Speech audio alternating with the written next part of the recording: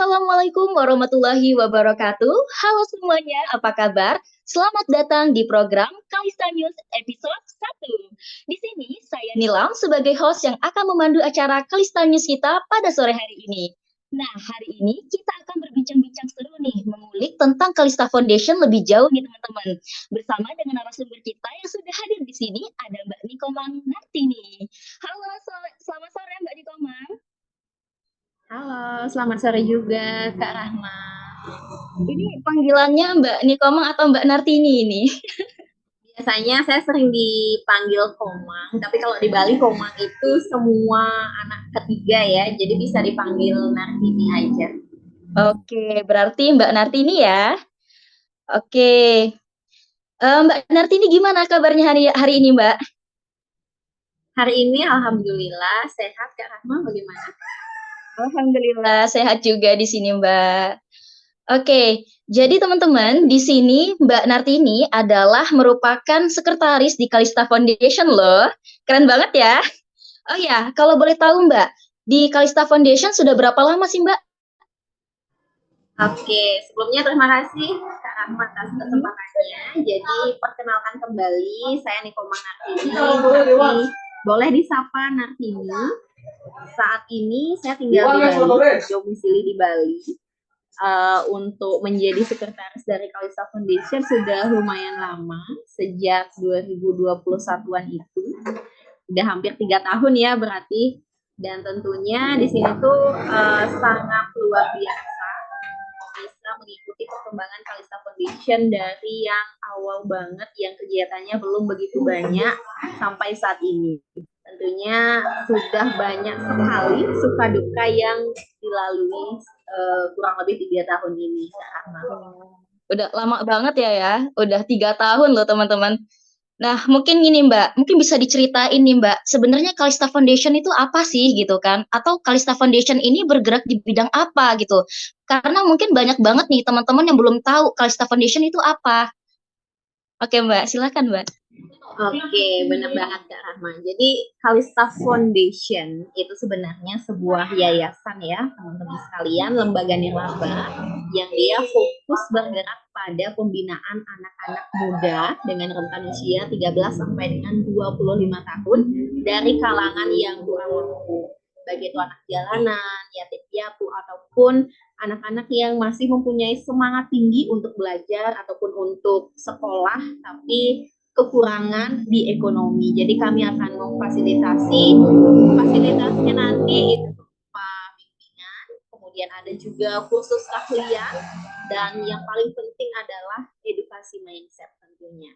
Jadi Kalista Foundation sekali lagi saya tekankan lembaga nirlaba ya teman-teman sekalian yang fokus bergerak pada pembinaan anak-anak muda kurang mampu. Jadi fokusnya kita di anak-anak muda kurang mampu.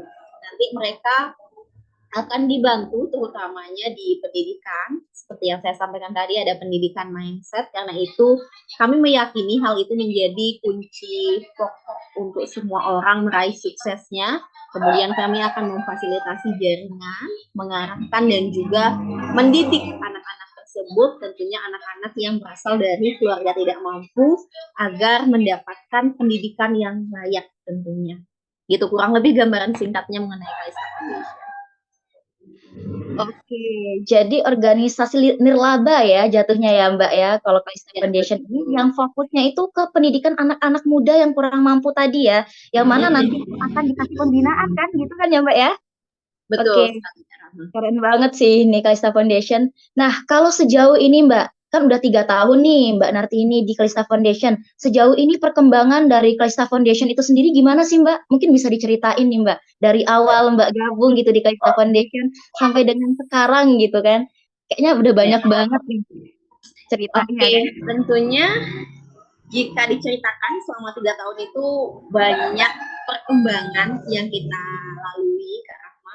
Itu dari jatuh bangun, kemudian dari titik-titik yang udah hampir menyerah sampai bangkit lagi, itu tentunya banyak sekali prosesnya perjalanan Kalista Foundation selama kurang lebih 3 tahun ini. Di awal itu sekitar 2021 saya baru bergabung. Kalista Foundation ini belum ada kegiatan begitu banyak. Cuma ada kegiatan webinar secara online dan itu pun dilakukan tidak begitu sering. Kemudian setelah saya bergabung, itu mulai berdiskusi bersama dengan founder dan juga co-foundernya. Kebetulan lupa saya sebutkan, mohon maaf, ada foundernya, itu ada Ibu Prestasi Haan, Eskels, beliau di Medan, kemudian co-foundernya ada Bapak Hendra Sipayung di Medan juga. Kantor pusatnya kami ada di Medan, kemudian ada beberapa kantor cabang, itu nantinya ada di Bali, dan juga perwakilan di daerah lainnya menyesuaikan kegiatan di mana ada titik basis anak-anak paling banyak gitu. Nah, saya lanjutkan kembali, dan sejak 2021 itu kegiatannya belum begitu banyak, hanya sekedar webinar, yang mana setelah saya bergabung itu mulai berdiskusi bersama founder dan juga co-foundernya untuk memperkuat kegiatan lagi, memperbanyak basisnya lagi kegiatan yang terutamanya sasarannya adalah anak-anak muda kurang mampu. Pada saat itu banyak sekali ide-ide yang terpikirkan, itu seperti kita coba membuat webinar secara rutin seperti yang kita telah selenggarakan waktu itu, bahkan sempat satu minggunya dua kali, jadi satu bulannya itu 8 kali webinar. Itu awal perkembangan kita. Sampai akhirnya dari webinar tersebut terbentuklah grup Kalista Community namanya, di mana kami mewadahi Bapak Ibu ataupun rekan muda sekalian yang ingin mengetahui informasi seputaran Kalista atau ingin berkontribusi terhadap Kalista Foundation. Kami wadahi melalui WhatsApp group, melalui komunitas yang namanya Kalista Community. Dan puji syukur Kalista Community sekarang udah hampir 500 anggota yang sama-sama saling support satu sama lain. Kemudian setelah perkembangan webinar, kita juga mulai membuat kegiatan talk show anak muda bersuara. Jadi tujuan kita membuat talk show anak muda bersuara itu kita laksanakan Sabtu dan juga Minggu. Satu minggunya 2 kali, tapi kadang-kadang juga 1 kali, itu menyesuaikan. Itu kita ingin mewadahi semua anak muda Indonesia tanpa terkecuali, karena seperti yang kita ketahui biasanya orang-orang yang diundang sebagai narasumber adalah mereka yang punya potensi, mereka yang udah ada hal yang dibanggakan atau udah ada pencapaian baru mereka diundang. Tapi Kalista beda ini, Kalista di talk show anak muda bersuara. Di talk show anak muda bersuara, Kalista mempersilahkan siapapun itu anak muda Indonesia yang mau tampil, yang berani tampil. Tujuannya yang pertama, kita ingin mengasah kemampuan mereka agar berani sejak dini untuk speak up, untuk membicarakan apa yang mereka alami, apa yang mereka rasakan di forum umum. Walaupun itu forumnya via Zoom seperti ini ya, tapi itu bukanlah hal yang mudah dan tidak semua orang bisa seperti itu. Kemudian yang kedua, kita ingin memberikan wadah kepada anak muda tentunya yang ada di Indonesia, siapapun itu, tanpa mengenal mereka berprestasi atau enggak. Kita ingin memberikan wadah dan juga sekaligus apresiasi kepada mereka, karena nanti di akhir kita ada sertifikat juga untuk mereka. Dan itu pasti selain si anak yang merasa dihargai karena dikasih ruang dan juga menambah rasa percaya dirinya, orang tuanya pun akan merasa bangga, akan merasakan hal yang sangat luar biasa tentunya. Dan seperti misal ketika Kak Rahma jadi orang tua, terus anaknya baru usia 16 tahun atau 15 tahun, tapi udah sebagai narasumber gitu. Pasti ada kebanggaan tersendiri. Jadi itu yang ingin kita ciptakan. Kita ingin menciptakan, ada hashtag kita, Let's Make Miracle. Kita ingin menciptakan keajaiban. Keajaiban itu melalui hal-hal yang nggak terduga, tapi bisa kita lakukan. Seperti tadi, kita menciptakan narasumber bibit-bibit di usia muda yang sebelumnya mungkin nggak terpikirkan ya, tapi jadi narasumber di usia muda itu. Itu salah satu program yang benar-benar ingin kita banggakan, talk show anak muda bersuara, karena udah sekitar puluhan anak muda sudah tampil di kami, dan mereka sungguh merasa senang dan sungguh merasa dihargai karena bisa speak up gitu. Karena selama ini mereka kekurangan wadah, kekurangan platform. Karena kan nggak mungkin ya mereka sendiri tanpa ada platform gitu kan. Walaupun sekarang udah ada sosial media, tapi audiensnya mungkin yang kurang gitu. Jadi itu program yang kami banggakan. Kemudian setelah itu, setelah ada webinar dan juga talk show, kami mulai perlahan itu mengembangkan kegiatan secara on the spot. di titik-titik tertentu, di tempat-tempat yang kami rasa perlu ada Kalista Foundation di sana. Itu salah satunya kami mengembangkan program bantuan modal usaha. Kita memberikan 300.000 untuk mereka yang mau mengembangkan apapun itu usahanya, tapi tentunya didampingi oleh tim kami. Seperti salah satu contoh di Bali. Di Bali kami membuat 2 kegiatan. Yang pertama itu adik-adiknya berkreasi, mereka membuat sejenis bahan persembahyangan gitu. Kalau di Bali namanya canang. Jadi hal tersebut akan digunakan oleh masyarakat setiap hari.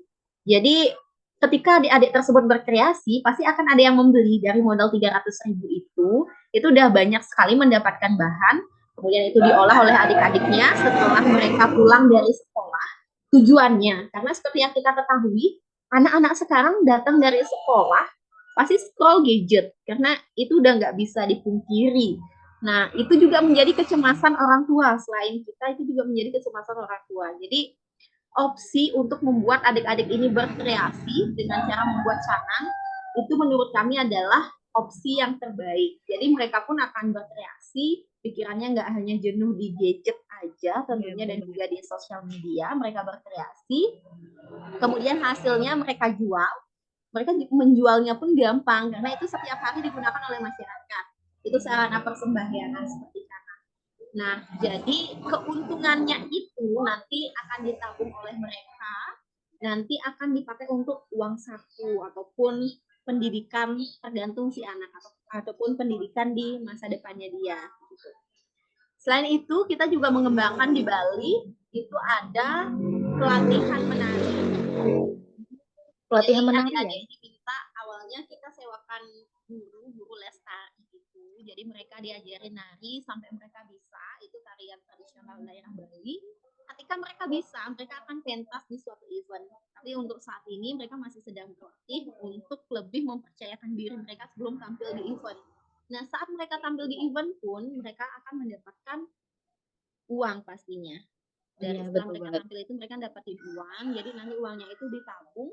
Setelah ditabung, baik itu mereka mau investasi boleh, ataupun mau dipakai uang saku juga boleh. Jadi kita ingin membuat sistem yang berkelanjutan, nggak hanya kita kasih uang 300 tapi kita tinggal gitu. Jadi kita nggak tahu uangnya itu diapain. Jadi kita kasih uang 300 untuk siklus yang berkelanjutan. Investasinya itu bisa dibelikan hewan peliharaan mungkin, seperti kalau misalnya di Bali hewan peliharaan investasi itu ada sapi, ada babi juga, nanti dipelihara oleh orang tuanya, nanti ada anaknya itu akan membesar dengan sendirinya gitu. Kami ingin menciptakan sistem keberlanjutan seperti itu, makanya timbullah program bantuan modal usaha. Kemudian selanjutnya kita mulai membaca apa yang terjadi di sekitar kita, sampai muncul yang namanya program melawan human trafficking, melawan perdagangan manusia. Jadi hal ini sangat serem menurut kami ya, karena banyak sekali anak-anak yang tidak berpendidikan itu dieksploitasi. Mereka kerja tapi upahnya seadanya aja. Nah itu tidak ingin berlanjut. Kami tidak ingin itu terjadi terus-menerus, terutama di Indonesia. Mereka tidak berpendidikan, kemudian mereka diperlakukan seenaknya, diperdagangkan. Itu namanya human trafficking. Jadi kami buat programnya melawan human trafficking. Itu setelah kami telusuri, titik-titik yang rawan adalah Bandung, Indramayu.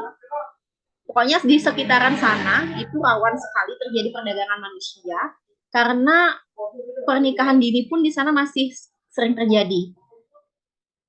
Mereka kalau nggak menikah di usia berapa gitu, sempat saya dengar katanya kurang eksis gitu. Nah, jadi kan itu bahaya sekali ya. Jadi itu ingin kita cegah tentunya dengan program ini.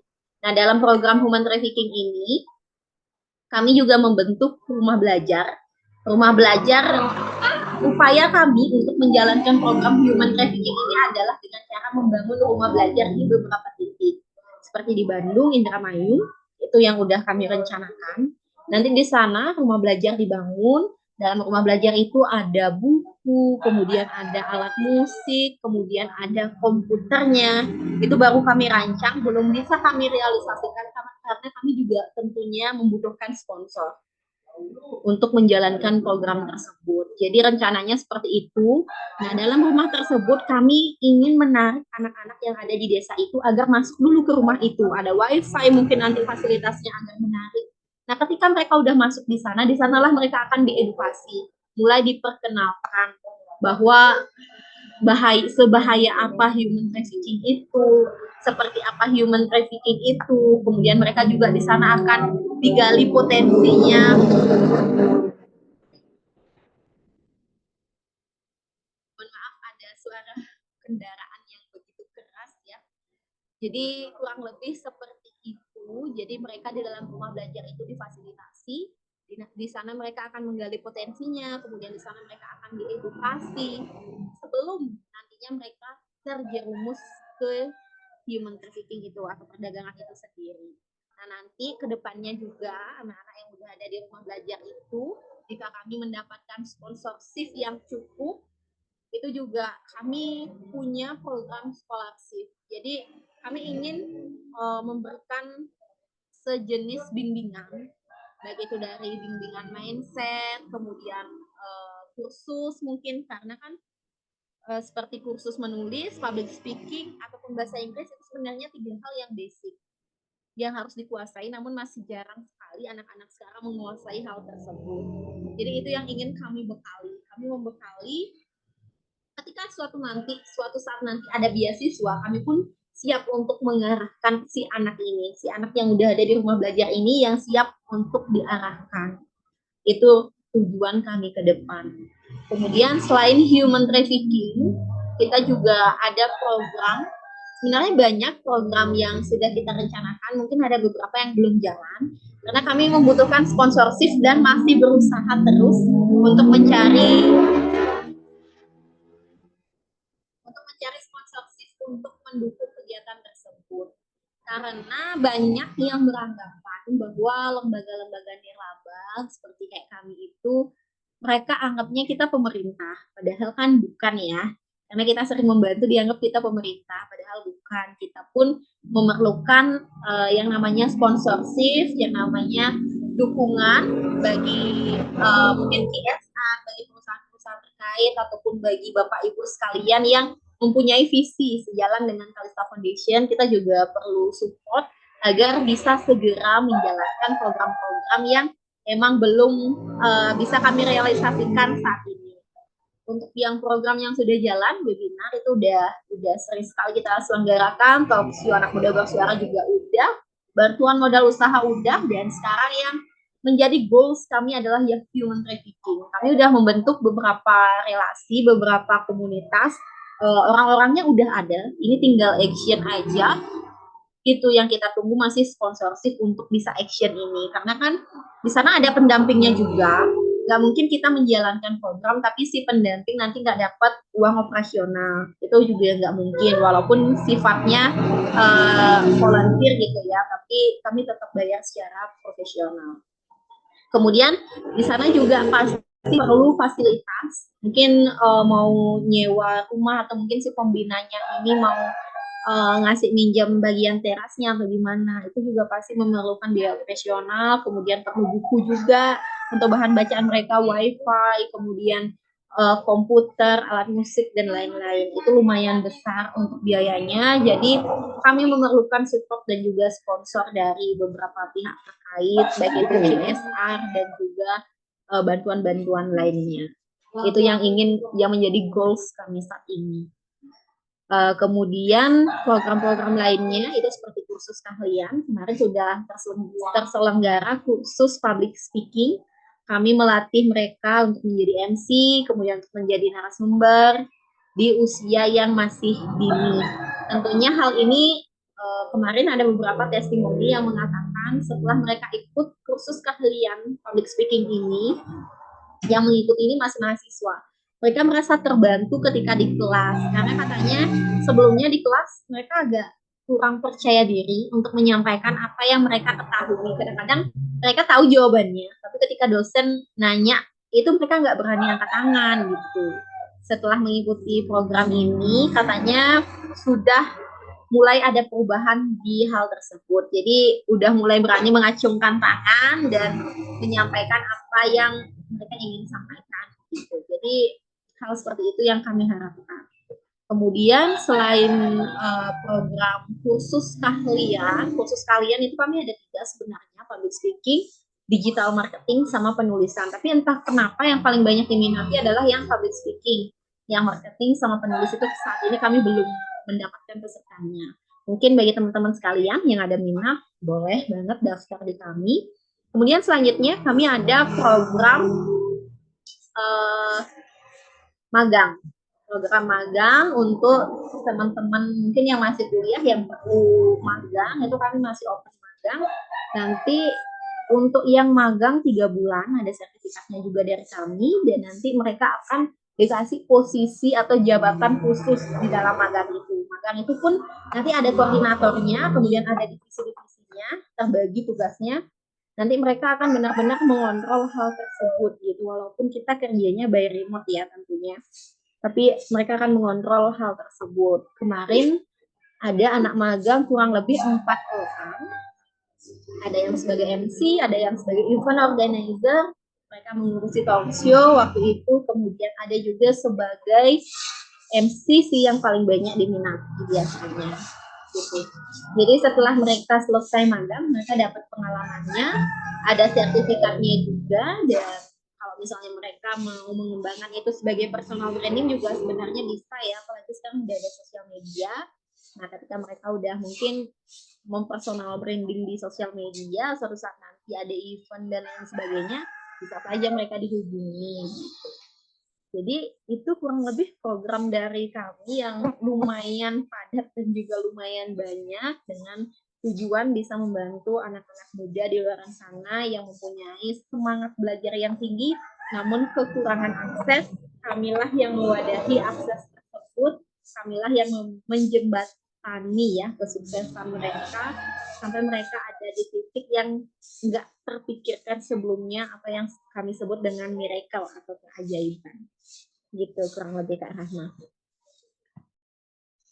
Oke, jadi program dari Kalista Foundation ini sendiri banyak banget ya Mbak ya. Tadi aku dengar ada webinar, kemudian ada apa tadi, talk show anak muda bersuara. Tadi itu keren banget itu kan, menampung apa ya, aspirasi anak muda gitu yang dia itu mungkin baru usia 15 tahun tapi udah bisa jadi narasumber, itu kan keren banget gitu ya. Dan kemudian juga ada kegiatan yang on the spot yang mana itu ada bantuan modal usaha dan juga didampingi gitu ya secara langsung dari teman-teman Kalista Foundation gitu kan Mbak ya. Oke, dan kemudian juga tadi ada pelatihan menari, relawan human trafficking, terus ada kursus keahlian juga. Tadi banyak banget ya. Gila, keren banget sih ini teman-teman. Nah, gini Mbak, jadi untuk program-program dari Kalista Foundation ini sendiri nih, menurut Mbak dari beberapa program yang sudah terlaksana tadi, program yang mana sih Mbak yang memang cukup agak sulit ataupun lebih menantang banget gitu untuk dijalankan menurut Mbak sendiri? Oke, jadi di antara semua program, semuanya sebenarnya ada tantangan tersendiri ya Mbak ya. Cuma yang saat ini yang masih berjalan dengan aman-aman saja, itu di program yang webinar. Karena yang webinar biasanya narasumbernya itu datang dengan sendirinya, mereka ingin berbagi, ingin sharing di kita. Di sisi lain juga mereka menambah personal branding dengan cara sharing di kita. Jadi mutualisme ya, saling menguntungkan. Nah, program lainnya itu pasti ada saja kendalanya, tapi masih bisa kami atasi. Seperti talk show anak muda bersuara, itu tanpa kita menutup telinga dan menutup mata, masih banyak anak muda yang malu-malu. Jadi udah ada wadah nih, udah ada wadah kan, udah kita sediain.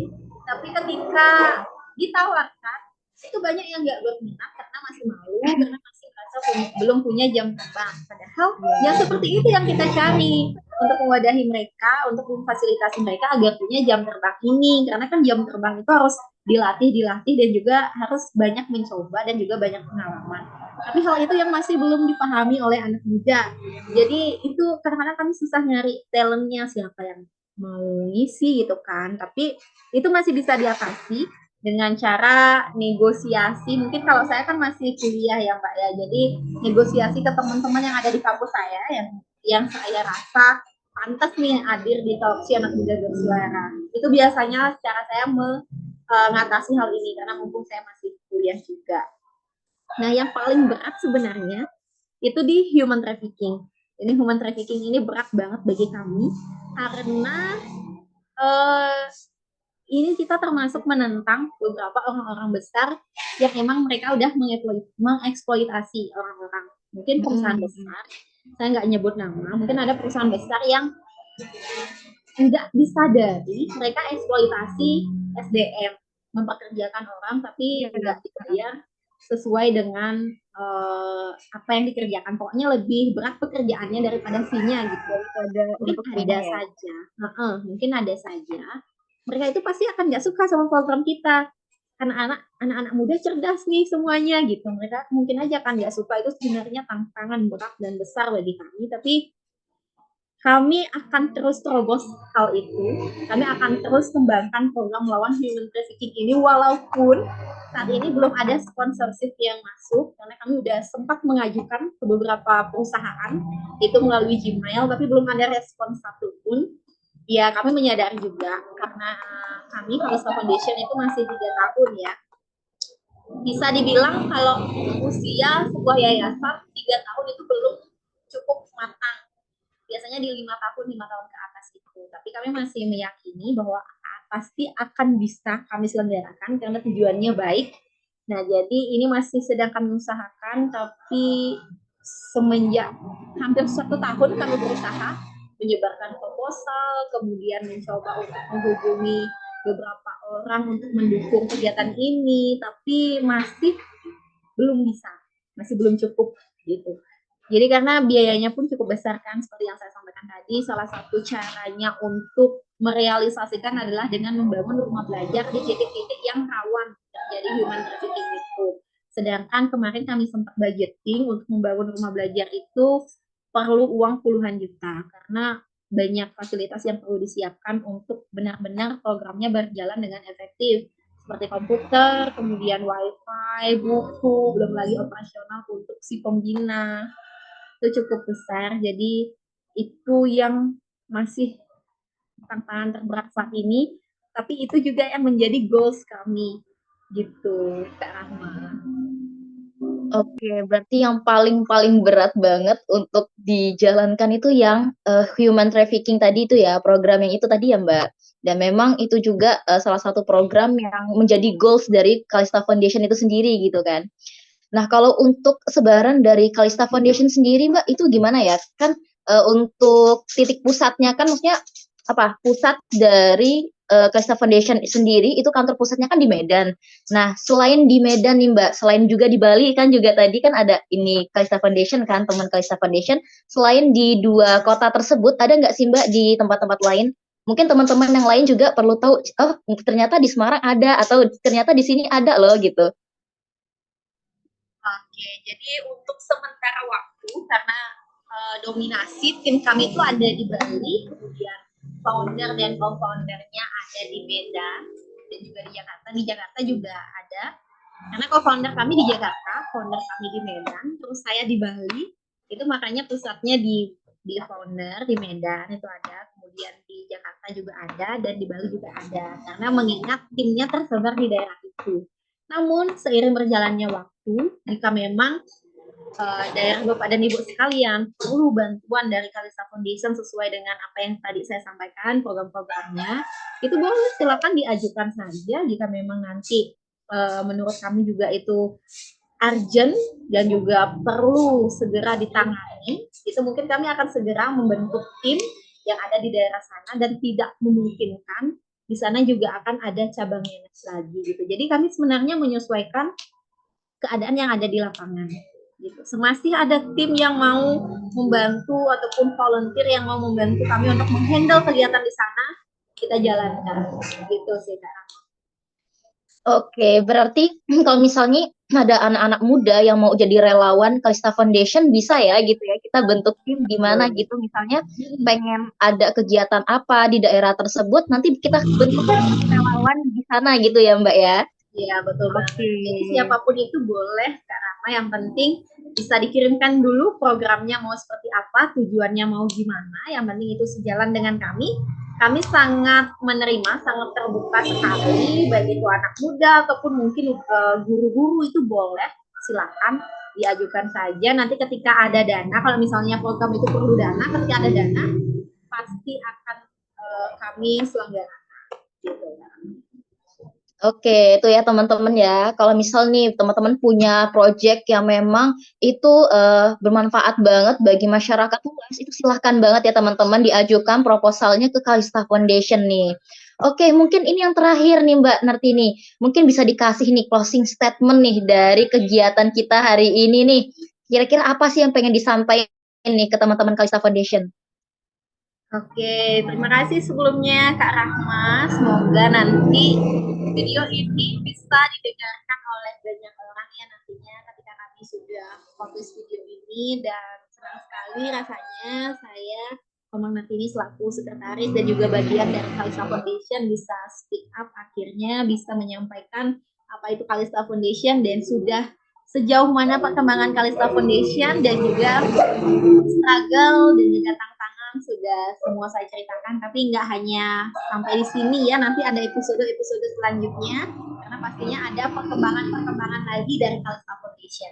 Untuk closing statementnya adalah, jadi sekali lagi Kalista Foundation itu lembaga nirlaba yang fokus kegiatannya adalah pada pembinaan anak-anak muda yang kurang mampu. Program kami tentunya sangat banyak dengan menitik beratkan bahwa kami akan memfasilitasi serta mewadahi anak-anak muda di luar sana yang masih mempunyai semangat tinggi untuk sukses, semangat tinggi untuk melanjutkan pendidikannya, tapi terkendala oleh fasilitas, terkendala oleh ekonomi mungkin, itu bisa kami bantu semasih anak muda tersebut mau mengikuti apa yang kami harapkan, semasih anak muda tersebut mau belajar gitu ya tentunya. Jadi banyak sekali programnya. Untuk lebih detailnya mungkin ada yang tadi kelupaan atau kekurangan yang saya sampaikan, itu boleh banget teman-teman cek di Instagram kami, Kalista_Foundation untuk Instagram kami. Kemudian untuk YouTube kami itu Kalista Kasih Indonesia. Kemudian boleh juga kunjungi kami melalui website resmi kami di www.kalistafoundation.org. Jadi kepada ibu ataupun rekan-rekan sekalian bisa cek kami melalui sosial media kami, atau mungkin nanti ingin bincang-bincang langsung bersama saya, silakan bisa hubungi saya di 085 737 075 615. Jadi boleh banget kita saling bertukar pikiran ya Bapak dan Ibu sekalian ataupun rekan-rekan muda sekalian. Nah, mungkin ada ide lagi nih kira-kira Kalista Foundation buat program apa, itu silakan. Atau mungkin ada yang tertarik sama programnya, ada yang tertarik sebagai sponsorship atau sebagai pendukung dari kegiatan kami, itu silakan, kami sangat terbuka. Jadi besar harapan kami, kita semua bukan hanya Kalista Foundation, tapi seluruh masyarakat Indonesia itu sama-sama saling berkontribusi, sama-sama saling membantu satu sama lain untuk mewujudkan hal-hal baik dan juga hal-hal yang memang dibutuhkan oleh terutama oleh generasi muda Indonesia saat ini. Karena tentunya Kalista Foundation tidak bisa bergerak sendiri ya, pasti perlu bantuan dari beberapa stakeholder, tentunya masyarakat Indonesia semuanya, siapapun itu, kami memerlukan bantuan kalian. Jadi mari sama-sama kita berkolaborasi melalui Kalista Foundation. Mungkin itu yang bisa saya sampaikan. Terima kasih. Mohon maaf mungkin ada hal yang kurang berkenan atau salah penyampaian. Mohon maaf. Terima kasih dan sampai jumpa di episode selanjutnya ya, Kak Rahma. Oke, keren banget nih closing statement dari Mbak Niko Mangartini. Oke semuanya, jadi mungkin itu dulu nih bincang-bincang kita pada sore hari ini di Special Room Kalista News episode 1.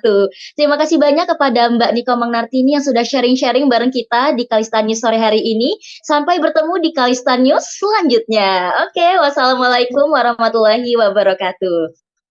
Terima kasih Kak Rahma, terima kasih semuanya. Sama-sama Mbak. Sampai bertemu lagi.